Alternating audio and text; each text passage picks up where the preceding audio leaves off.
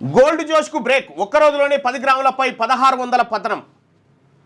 హైదరాబాద్లో 22 క్యారెట్ల గోల్డ్ 84,000, 24 క్యారెట్ల బంగారం తులం 91,640 రూపాయలు. భవిష్యత్తులో హెచ్చు తగ్గులు ఉంటాయన్న అనలిస్టులు. క్రూడ్ ఆయిల్, వెండి ధరల్లోనూ భారీ పతనం. ట్రంప్ టారిఫ్ల ఎఫెక్ట్తో కుప్పగూలుతున్న ప్రపంచ స్టాక్ మార్కెట్లు. అమెరికా ప్రెసిడెంట్ ట్రంప్ ప్రకటించిన టారిఫ్లు ప్రపంచ స్టాక్ మార్కెట్లపైనే కాకుండా గోల్డ్, క్రూడ్ ఆయిల్ ధరలపై తీవ్ర ప్రభావాన్ని చూపుతున్నాయి. ఇండియా ప్రోడక్ట్లపై 26% టారిఫ్ వేస్తామని ట్రంప్ చేసిన ప్రకటనతో 2 రోజులుగా మన స్టాక్ మార్కెట్లు నేలచూపులు చూస్తుండగా 5 రోజులుగా పెరుగుతున్న బంగారం రేటు శుక్రవారం పతనమైంది.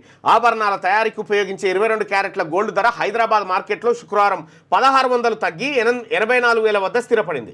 గోల్డ్ బిస్కెట్లు, కాయిన్స్లో వాడే 10 గ్రాముల 24 క్యారెట్ల బంగారం ధర గురువారం 93,380 రూపాయలు ఉండగా శుక్రవారం 1,740 రూపాయలు తగ్గి 91,640కి పడిపోయింది.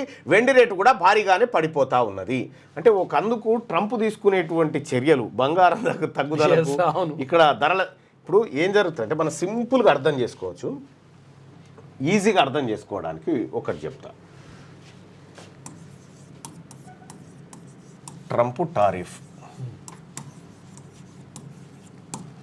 దీనివల్ల ఇప్పుడు ఏమంటుందంటే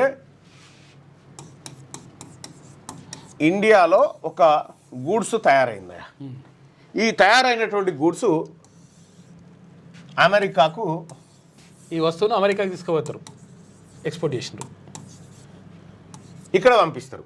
అయితే ఇప్పుడు ట్రంప్ ఏమంటుందంటే నీ వస్తువు నా ఊరికి వస్తే, నీ వస్తువు నా ఊరికి వస్తే 27% పన్నేస్తున్నా అని చెప్పిండు. 100 రూపాయలు ఉంటే 127 రూపాయలు. అయితే 27% పన్నేస్తున్నా అంటే ఇక్కడ 100 రూపాయలు ఉన్నటువంటి వస్తువు 100 రూపాయలు ఉన్నటువంటి వస్తువు ఇక్కడికి వచ్చిన తర్వాత ఈ 27 రూపాయలు కూడా కలుపుతాడు. కలిపి ఈ ఇండియా ఆయన ఏం చేస్తారంటే ఈ మార్కెట్లో 127 రూపాయలకు అమ్ముతాడు. ఇదివరకు 100కే అమ్మేది, ఇప్పుడు 127కి అమ్ముతాడు. ఇది కొనాల్సింది ఎవడు? మళ్ళీ వీళ్ళే అమెరికోలే కొనాలి. ఇప్పుడు ఈ అమెరికోళ్ళకేమో ధరలు పెరుగుతాయి.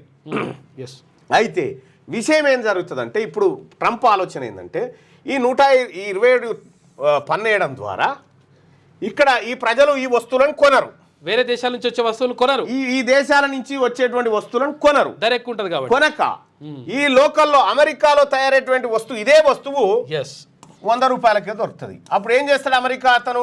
ఈ వస్తువును కొంటాడు, ఇండియా వస్తువును కొనడు. ఈయన దగ్గర ఉన్నటువంటి ఈ వస్తువు ఏమవుతుంది? ఈ వస్తువు స్టాక్ పెరిగిపోతుంది, డిమాండ్ పడిపోవడంతో ఈడ 100 కాడికి ఎక్స్పోర్ట్ చేస్తే ఆయన 80కే ఈడ అమ్ముతాడు అన్నట్టు ఇండియాలో. ఇక్కడ ధరలు తగ్గుతాయి, ఇక్కడ ధరలు తగ్గుతాయి. ఇక్కడ ఏది ఇంపోర్ట్ చేసుకునేటువంటి వస్తువుల మీద ధరలు పెరుగుతాయి లోకల్. దీనివల్ల ఏమవుతుంది? ఇక్కడ అమెరికాలో ఉత్పాదక రంగం పెరుగుతుంది, ఉత్పాదక రంగం పెరుగుతుంది అమెరికాలో. అప్పుడు ఎంప్లాయ్మెంట్స్ పెరుగుతాయి, లోకల్ వస్తువులనే వాళ్ళు కొనుక్కొని చేస్తామనేది ఆయన ఆలోచన. వేరే దేశాలకు విదేశీ మారక ద్రవ్యం రాదు. అయితే విషయం ఏంటంటే ఏది దయగాల మొగుడు తలుపులు దగ్గర వేసుకొచ్చినట్టుగా ఎవరికి వినబడకుండా మిగతా దేశాలకు 60-70% వేస్తున్నా, ఇండియాకి 26% అంటుండు ట్రంప్, బతుకుపోరి అని.